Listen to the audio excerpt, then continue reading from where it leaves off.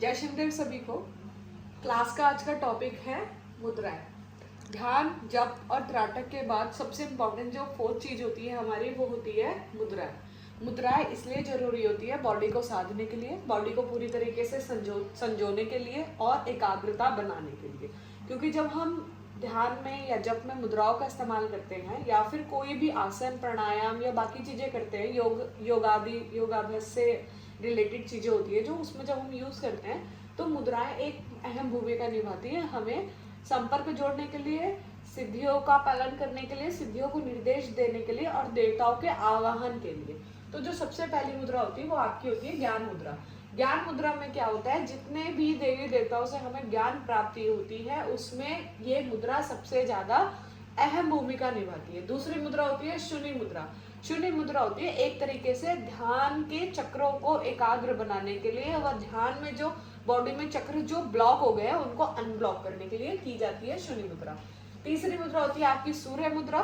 सूर्य हमारे बॉडी को रक्त प्रवाहित करते हैं और बाकी चीजें हमारी बॉडी को चलाने में यूज करते हैं। तो सूर्य भगवान का हमारी बॉडी से जुड़ा एक बहुत बड़ा जुड़ाव है जो हमारी बॉडी को एक तरीके से संचारित करते हैं और बॉडी में वायु की गति बढ़ाते हैं। सूर्य मुद्रा करने से आपका जो बॉडी है वो ठंडा और गर्म बैलेंस मुद्रा बनाती है। मुद्राओं के इस्तेमाल से बैलेंस एनर्जी बनाती है। बैलेंस एनर्जी जब हम इस्तेमाल करते हैं तो सूर्य मुद्रा हमारे लिए बहुत अहम भूमिका निभाती है।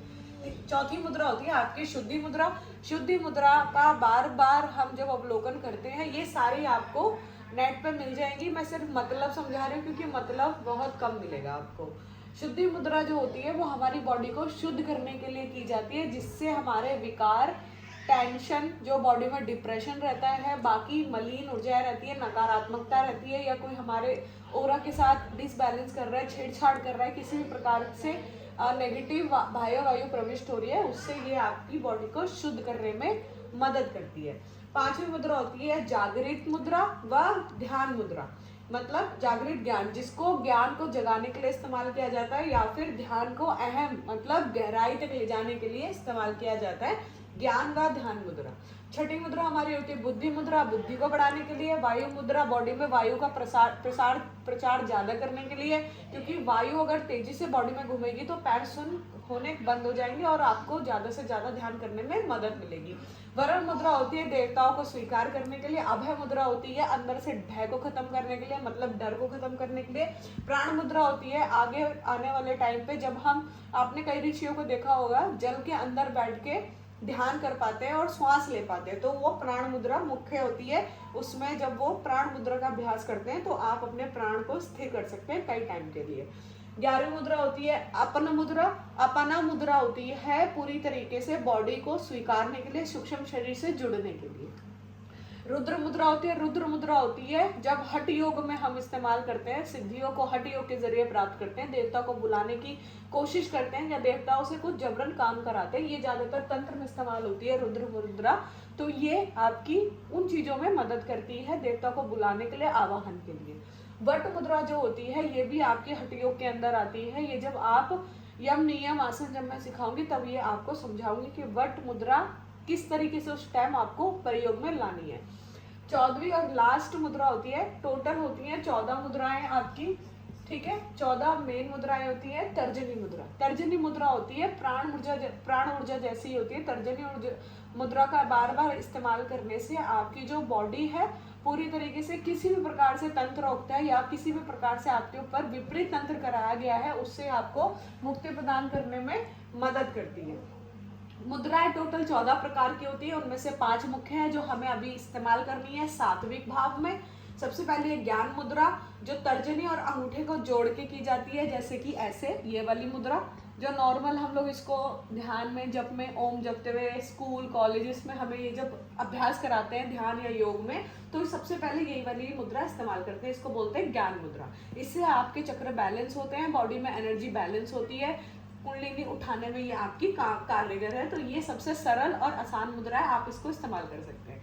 दूसरी हमारी मुख्य मुद्रा होती है ध्यान मुद्रा।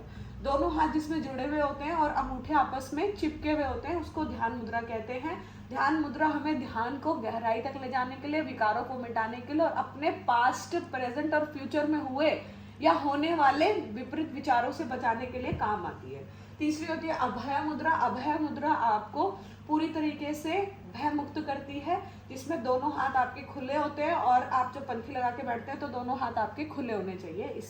इसको आप अभय मुद्रा कहते हैं। चौथी होती है बुद्धि मुद्रा, जिसमें आपकी कनिष्का मतलब सबसे छोटी उंगली को छूना होता है। ऐसे करके सबसे छोटी उंगली को जब आप छुएंगे तो ये आपका बुद्धि मुद्रा का पोस्चर है। इसी पोस्चर में आपको ध्यान, जप या जो भी आपको करना है वही चीजें इस्तेमाल करनी है। पांचवी और लास्ट होती है प्राण मुद्रा। प्राण मुद्रा शुरू की 2 उंगलियों को खोल के की जाती है, जैसे कि सामने की 2 उंगलियां खोल ली और बाकी 3 उंगलियां आपस में 2 उंगलियां अंगूठे के साथ जोड़ ली।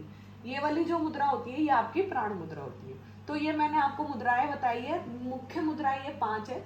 मुद्रा का जो वर्ड है ये आपका संस्कृत वर्ड है। इसको हम अपने यम नियम आसन प्राणायाम आहार प्रत्याहार से जोड़ते हैं, जो 8 मूल समाधि के जो जुड़ाव के जो केंद्र है हमारी बॉडी में, उसको मैं पूरा एक टॉपिक के ऊपर विस्तार से समझाऊंगी। फिलहाल ये हमारी मुद्राएं हैं, हमें 5 अभी फिलहाल इस्तेमाल करनी है, जो हमें मेडिटेशन को गहरा करने में, जिन लोगों का ध्यान नहीं लगता है, दिक्कत होती है, बहुत ज़्यादा बॉडी में मलिन विचार आते हैं, सेक्सुअल थॉट्स ज़्यादा आते हैं, उनको ये कारगर है 5 मुद्राएं। इनको आप 15-15 दिन के हिसाब से जब कर सकते हैं। 15-15 दिन के हिसाब से करेंगे, जैसे एक मुद्रा 15 दिन कर ली, दूसरी 15 दिन कर ली, तीसरी 15 दिन कर ली, चौथी 15 दिन कर ली, पांचवी 15 दिन कर ली। ऐसे करके आप 15-15 दिन कर सकते हैं इसको, ताकि आपकी जो बॉडी है, अगर कोई विकार आ रहे हैं, ध्यान ठीक से नहीं लग रहा है, अनुभव प्राप्ति नहीं हो रही है, सीधी संपर्क नहीं बन रहा है, तो आप ये 5 मुद्रा इस्तेमाल कर सकते हैं। ठीक है, तो ये आप नोट्स बना लो और अपनी निजी चीजों को जागृत करने के लिए, पूरी तरीके से बॉडी में भरने के लिए और देवताओं से जुड़ने के लिए बहुत अहम टॉपिक है। तो इसको आप ध्यान से सीखना और प्रैक्टिस करना। प्रैक्टिस के बाद लिखना कि क्या किस मुद्रा में कैसे अनुभव हो रहे, अच्छे हो रहे या बुरे हो रहे। जय श्री कृष्ण।